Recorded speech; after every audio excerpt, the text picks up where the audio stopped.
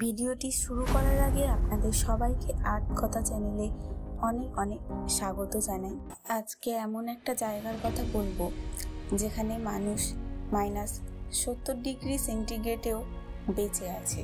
শহরটি হলো রাশিয়ার ইয়াকুত। এটি হলো পৃথিবীর সবথেকে শীতলতম শহর। 1632 সালে রাশিয়ার লেনা নদীর তীরে একটি দুর্গ তৈরি করা হয়, যার নাম দেওয়া হয় লেনস্কি অস্ট্রো। 1640 সালে খুব ভয়াবহ এক বন্যার কারণে দুর্গটির বর্তমান অবস্থানে স্থানান্তরিত হয় এবং ওই জায়গাটার নামকরণ করা হয় ইয়াকুৎস্ক। তারপরে ওই জায়গাটিতে ধীরে ধীরে বিভিন্ন ব্যবসা বাণিজ্যের কেন্দ্র গড়ে ওঠে। আস্তে আস্তে মানুষ আসে, সেখানে থাকতে শুরু করে এবং প্রকৃতির সাথে লড়াই করে বসবাসের যোগ্য করে তোলে জায়গাটিকে। যেহেতু এই অঞ্চলটিতে শীতকালে -70°C পর্যন্ত তাপমাত্রা নেমে যায়, তাই মানুষ খুবই কষ্ট করে এখানে বসবাস করে এবং জীবিকা নির্বাহ করে। প্রকৃতির সাথে লড়াই করে প্রত্যেক দিন বেঁচে থাকে। অক্টোবরের শুরু থেকে এপ্রিলের শেষ পর্যন্ত প্রায় 7 মাস এখানে শীতকাল বিরাজমান। এবার আসা যাক ইয়াকুৎস্কের পপুলেশন সম্পর্কে। যেখানে এত ঠান্ডা -70°C পর্যন্ত নেমে যায়, সেখানে মানুষ আদৌ কি বাস করে, সেটা সম্পর্কে প্রথমেই প্রশ্ন আসে। কিন্তু হ্যাঁ, মানুষ বাস করে। মানুষ জায়গাটিকে বসবাসের যোগ্য বানিয়েছে এবং এখানে মোট 3,50,000-এরও বেশি মানুষ বসবাস করছে। কিন্তু জায়গাটির সাথে যদি আমাদের ইন্ডিয়ার তুলনা করা হয়, তাহলে বলা যায় আয়তনের দিক থেকে প্রায় সমান। কিন্তু ইন্ডিয়ার পপুলেশন তো আমরা সবাই জানি 140 কোটিরও বেশি। যাই হোক, যেহেতু বছরের বেশিরভাগ সময় এখানে বরফে ঢাকা থাকে, তাই আমাদের প্রথমেই একটা প্রশ্ন মাথায় আসে যে এখানে মানুষ বাঁচে কি করে, মানে জীবিকা নির্বাহ করে কি করে, খায় কি? তো তার প্রথম উত্তরেই যেটা আসে সেটা হলো প্রাকৃতিক সম্পদ। এখানে প্রাকৃতিক সম্পদে ভরা, যেমন হিরে, সোনা, কয়লা, এগুলি রপ্তানি করেও প্রচুর মানুষ জীবিকা নির্বাহ করে। এখানে যেহেতু অতিরিক্ত ঠান্ডার কারণে ঘর বাড়ি বা অন্যান্য বিভিন্ন ক্ষেত্রে মেটালের ব্যবহার খুব কম, কাঠের ব্যবহারই সব থেকে বেশি। তাই কাষ্ঠশিল্পও একটি বিশাল বড় আয়ের পথ এখানকার। এছাড়াও গরম পোশাক তৈরি করে এরা রপ্তানি করে, সেখান থেকেও অনেকটা পরিমাণেই আয় হয়। মে মাস থেকে শুরু করে সেপ্টেম্বর মাস পর্যন্ত কিন্তু এখানকার আবহাওয়া মোটামুটি ভালোই থাকে, মানে গরম।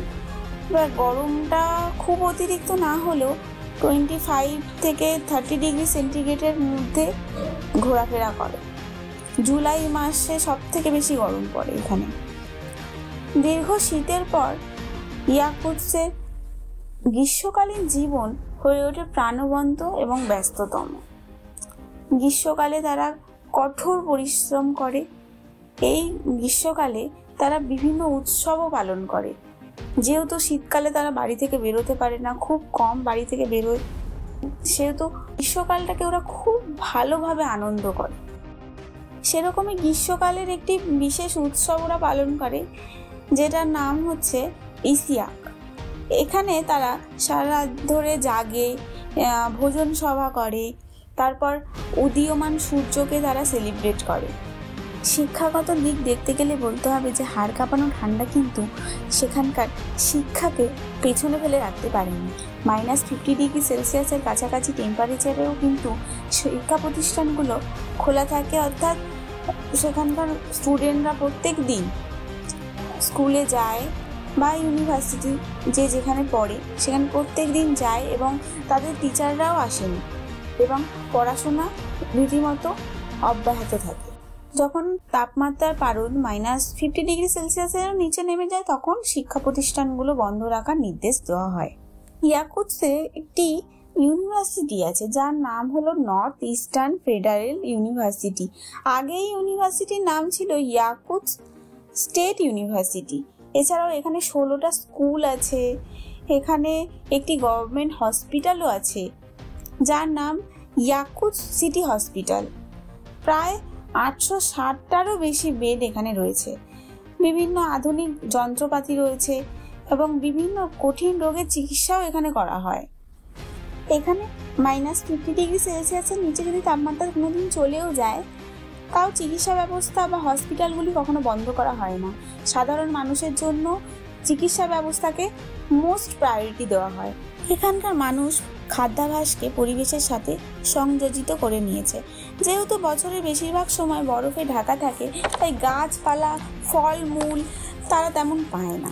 তাই যা পায় তা হলো মাছ, মাংস, দুগ্ধজাত খাদ্য, ফ্রোজেন খাবার দাবার। মুরগির মাংস ওখানে তেমনভাবে উৎপাদিত হয় না, আমদানি করতে হয়, যা অনেকটাই খরচা সাপেক্ষ। তাই তারা স্থানীয়ভাবে উৎপাদিত গরুর মাংস, ভেড়ার মাংস, ঘোড়ার মাংস প্রভৃতি খাওয়াই পছন্দ করে। এগুলোই থাকে তাদের রোজের খাদ্য তালিকায়। মানুষের বেঁচে থাকার জন্য যতটা প্রয়োজন ততটাই এই অঞ্চলে রয়েছে। পরিবেশের এই কঠোর পরিস্থিতি কিন্তু তাদের বাধা হয়ে দাঁড়ায়নি। -50°C কম তাপমাত্রাতেও বেঁচে থাকা যায়, জীবিকা নির্বাহ করা যায়, যার উদাহরণস্বরূপ ইয়াকুৎস্ক প্রতি মুহূর্তে নতুন ইতিহাস রচনা করে চলেছে। আজকের এই ভিডিওটি ভালো লাগলে আপনারা চ্যানেলটিকে সাবস্ক্রাইব করবেন এবং পাশে থাকবেন। ধন্যবাদ।